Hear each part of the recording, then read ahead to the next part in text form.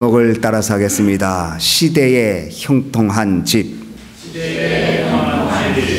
5월은 계절의 여왕이라고 불려집니다. 5월은 다른 계절과 달리 화창하고 또 그리고 봄에 아주 절정에 이르는 달이기도 합니다. 그리고 이 5월은 가정적인 행사를 많이 갖고 있는 가정의 달이기도 합니다. 오늘은 한국에서는 어버이 주일로 지나고 미국에서는 어머니 주일로 지냅니다. 1년에 한 번씩이라도 부모님들에 대한 그 깊은 사랑과 은혜를 생각하고 감사하는 날을 정했다는 것은 이렇게라도 정해주지 않으면 부모님에 대한 사랑을, 은혜를 감사도 못하고 잊어버릴 수 있기 까닭에 아마 이 미주나 또 한국에서 그렇게 정하고 부모님을 생각하게 되는 것 봅니다. 오늘은 다니엘의 믿음의 모습을 보면서 오늘 우리의 가정마다 시대의 형통한 집이 되었으면 좋겠다, 이런 마음의 바람을 가지고 본문을 묵상하면서 말씀을 함께 나누려고 합니다. 다니엘서 6장은 다니엘이 기도하면 사자굴에 들어간다는 말을 들었음에도 불구하고 자기 집에 들어가서 창을 열어놓고, 예루살렘을 향하여 창을 열어놓고 전에 기도하던 대로 하루에 3번씩 기도하던 대로 또 기도하고, 결국 그 기도한 것 때문에 사자굴에 들어갔지만 역전시키는 사자굴이 천사굴이 되어버리고 마는, 그래서 더 큰 신임을 왕에게 얻고 그 시대에 형통한 사람이 되었다는 것이 오늘 다니엘서 6장 말씀입니다.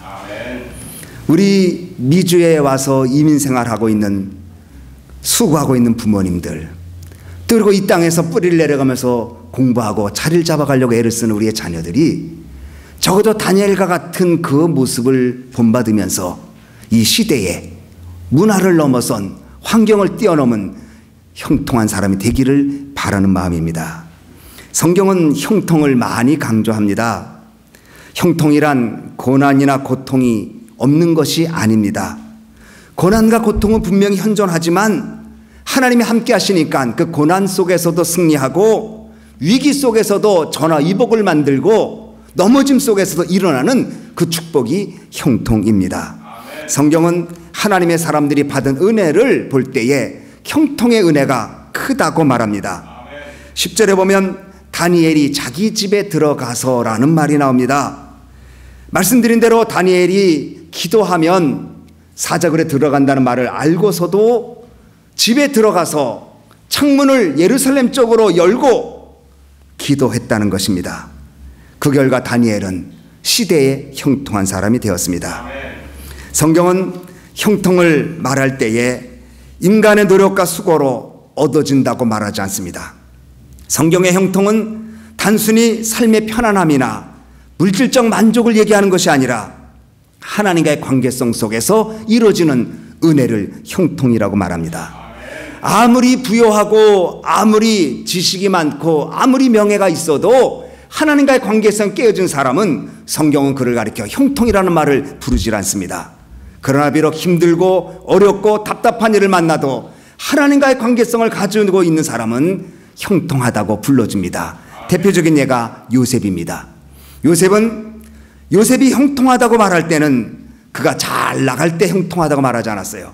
보디발 장군 집에서 있을 때에 하나님이 함께하니까 형통했다고 말했습니다.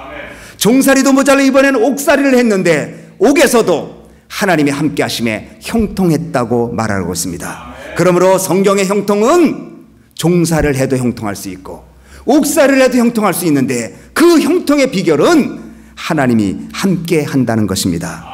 형통이란 그러므로 내가 만들어지는 것이 아닙니다. 내 스스로 형통하다고 해서 형통해지는 것이 아닙니다. 하나님이 주어야 형통하게 되는 것입니다. 내가 형통을 만들어가고 내 인생을 만들어가는 것이 아니라 하나님이 주어야 얻어지는 것이 형통이라는 것입니다.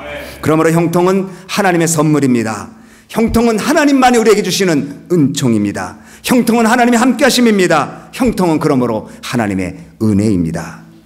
그러면 다니엘이 궁중에서 집으로 들어갔습니다. 그 집에 아마도 가족이 있었겠지요. 이 당시에 다니엘이 나이가 적지 않은 나이였었기 때문에 다니엘이 집으로 들어가서 창문을 열어놨다고 말하고 있습니다. 다니엘의 형통의 비결은 창문을 열었다는 데 있습니다. 다니엘의 형통의 비결은 창문이 예루살렘 쪽으로 열려져 있었다는 데 형통의 비결이 있습니다. 다니엘이 창문을 열었다는 것은 단순히 문자적으로 창을 열었다는 뜻일까요? 물론 창을 열었겠지요. 그러나 그 속에 담겨있는 창이 열려진 뜻을 우리는 알아야 합니다. 창이 열려졌다는 것은 소통한다는 것입니다. 닫혀 있으면 소통이 되지 않습니다. 밀폐되어 있습니다. 단절되어 있습니다. 그러나 창이 열려 있으면 소통되고 열려 있고 수용성이 있고 개방되어 있는 것을 말합니다. 여러분의 집이 형통하길 원합니까? 창을 열어야 합니다. 여러분의 집이 형통하길 원하면 수용성이 있어야 합니다. 여러분의 집이 형통하려면 열린 마음을 가져야 합니다.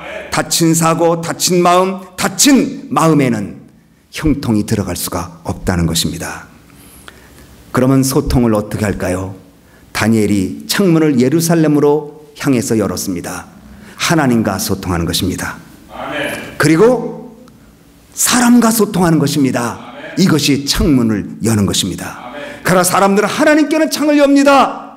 그런데 사람과는 창을 열지 않습니다. 이거 완전히 연관 아닙니다.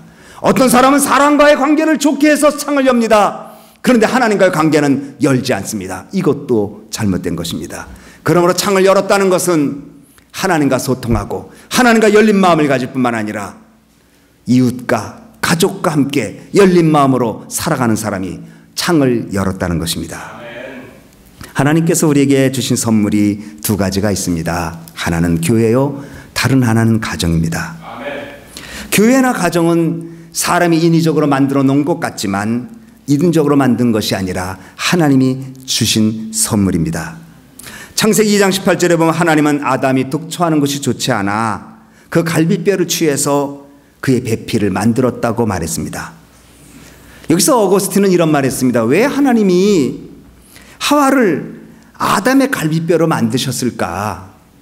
마치 아담처럼 흙으로 만드시고 생기를 불어넣어 주시지 왜 갈비뼈에서 하와를 만드셨을까? 만약에 하와를 아담의 머리뼈로 만들었다면 여자는 남자를 지배하려고 했다는 것입니다.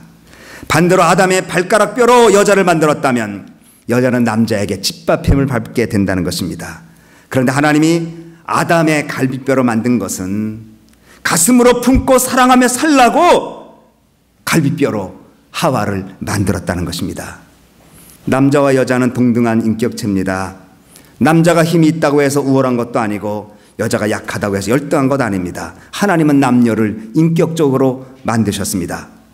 아담의 몸에서 갈비뼈를 추출해서 하와를 만든 것처럼 그 아내가 되어서 그를 돕는 배필이 되게 한 것처럼 예수 그리스도께서는 그가 옆구리에 물과 피를 찔리시고 쏟으심으로 교회가 탄생하게 되고 그 교회는 하나님의 역사를 이루게 된 것을 보여주는 예표입니다. 아담은 이렇게 해서 얻은 아내를 부릅니다. 이는 내 뼈 중에 뼈요 살 중에 살이다.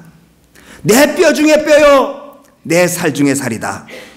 부부의 관계를 설명할 때 뼈 중에 뼈요 살 중에 살이라고 말하고 교회와 그리스도의 관계를 설명할 때 뼈 중에 뼈요 살 중에 살이라고 하는 밀접한 뗄 수 없는 생명적 관계, 하나됨의 관계를 설명하고 있다는 것입니다. 성경은 교회 공동체를 가족의 개념으로 설명합니다. 하나님을 아버지라고 부르는 공동체입니다.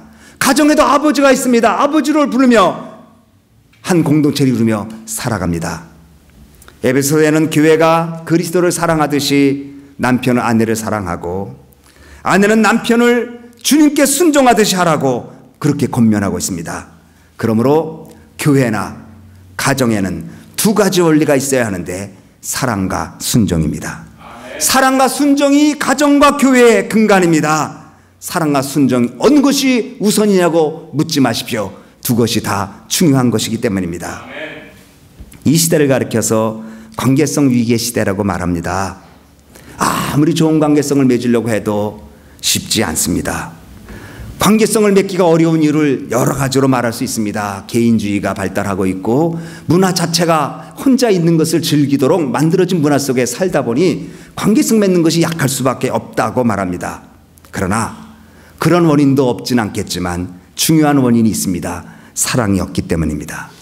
여러 가지 원인을 관계성의 위기의 시대라고 분석할 수 있지만 더 궁극적인 원인은 사랑이 점점 메말라 간다는 데 있습니다. 그래서 디모데서의 말세 때가 되면 사랑이 변한다고 말하고 있습니다. 사랑이 변질되는 것, 이것이 말세의 징조라고 말하고 있습니다. 관계성에 있어서 사랑이 정말 있다면, 정말 사랑이 아직도 끓어오르고 있다면 포기하지 않게 되는 것입니다. 부부의 삶의 모습은 가정에 영향을 줍니다. 자녀들에게 끼치는 영향이 큽니다. 부모가 자녀에 대해서 끼치는 영향에 대해서는 사회학자들이, 교육학자들이 많은 연구를 해서 이미 발표하고 우리가 잘 알고 있습니다. 성경은 아버지 어머니의 믿음의 모습이 얼마나 중요한지 설명합니다. 또 자녀들은 부모에게 효도하라고 강조하고 있습니다. 오죽하면 예수님이 십자가에서 돌아가실 때에 마지막 십자가상의 7마디 중에 어머니 마리아를 요셉에게 부탁하는 여자여 보소서 아들이니이다, 그리고 요한에게 내 어머니다 라고 부탁하는 내용이 나올까요? 그만큼 기독교는 가정을 중요시 여기고 그리고 효도를 중요시 여기는 종교인 것이기 때문입니다. 부모와 자녀의 관계가 중요하듯이 이 관계성에 따라서 자녀들이 하나님과 관계성을 잘 맺고 살게 됩니다. 교회 공동체 속에서 어떻게 관계성을 맺고 사느냐에 따라서 우리의 자녀들도 우리 장차 교회를 섬겨가는 모습들이 달라지게 된다는 것을 알아야 합니다. 트로이라는 영화를 여러분이 보셨을 거예요. TV에서도 여러 번 했으니까요. 트로이 영화 중에 트로이의 왕인 프리아모스가 그 아들이 이제 아킬레스와 전투하잖아요. 헥트로가. 그래서 거기서 용감히 싸웠지만 죽지요. 그러니까 트로이 왕의 아들을 마차에 질질 끌고 아킬레스가 자기 진영으로 들어가잖아요. 그런데 그 자기 진영에 있는데 한 낯선 사람이 장막 안을 싹 들어옵니다. 들어오는데 보니까 바로 자기가 전투에서 죽였던 헥트로의 아버지 프리아모스가 변장하고 찾아왔습니다. 적진의 왕이 찾아왔습니다. 죽을 수 있는 상황이요, 위험한 상황입니다.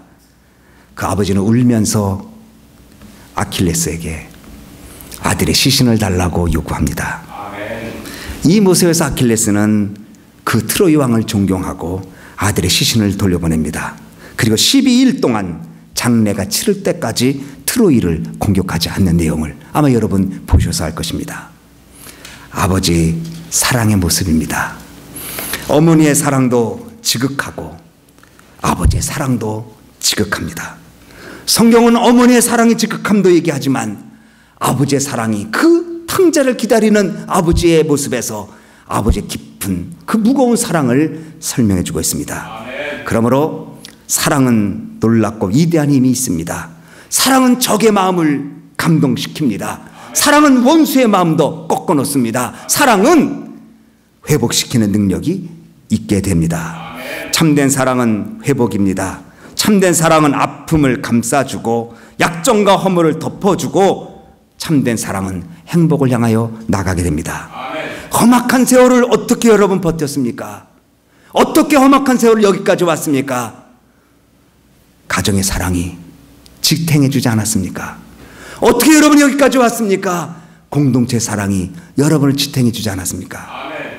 그러므로 열린 창문, 가정에서 아버지와 어머니는 서로 마음을 열고 부모는 자녀들과 마음을 열고 자녀들은 부모에게 마음을 열어 서로 열린 창문을 가질 때에 그 집은 형통의 집이 된다는 것을 믿으시기 바랍니다. 두 번째, 하나님과 소통한 집이 형통합니다. 말씀드린 대로 다니엘은 예루살렘을 향해 창을 열었습니다. 하나님과 소통하겠다는 것입니다. 예루살렘에는 성전이 있는 곳이기 때문입니다. 다니엘은 하나님과 소통하는 방법으로 기도를 하였습니다. 그는 기도할 때에 기도하면 사자굴에 들어간다는 이야기를 듣습니다.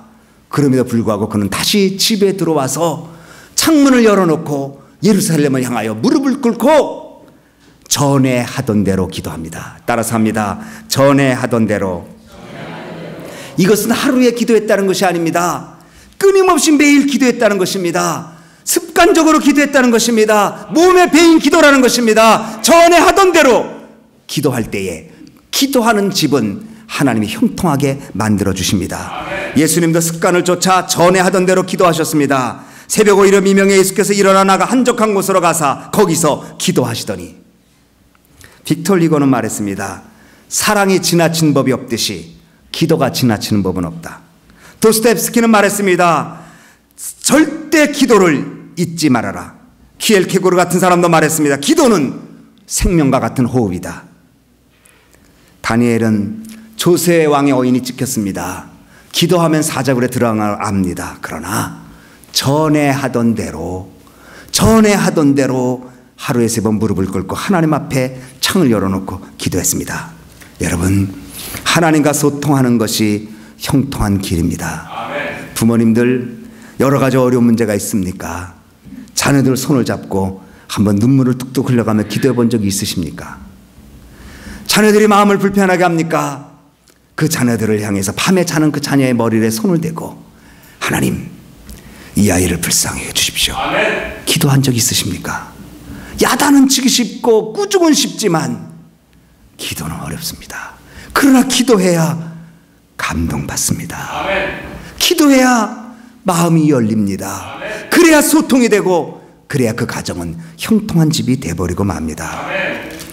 역대하 26장 5절에 스가랴 사는 날에 하나님을 구하였고 저가 여호와께 구하는 동안엔 하나님이 형통케 하였더라. 하나님은 기도하는 사람을 형통하게 합니다. 아멘. 하나님은 기도하는 집을 형통하게 만들어 주십니다. 아멘. 그런데 또 하나가 있습니다. 감사해야 합니다. 아멘. 다니엘은 기도할 때에 하나님과 소통하는 것으로만 끝나는 게 아니라 감사했습니다. 우리 한번 6장 10절 다 같이 다시 한번 읽습니다. 시작. 다니엘이 조서에 어인이 찍힌 것을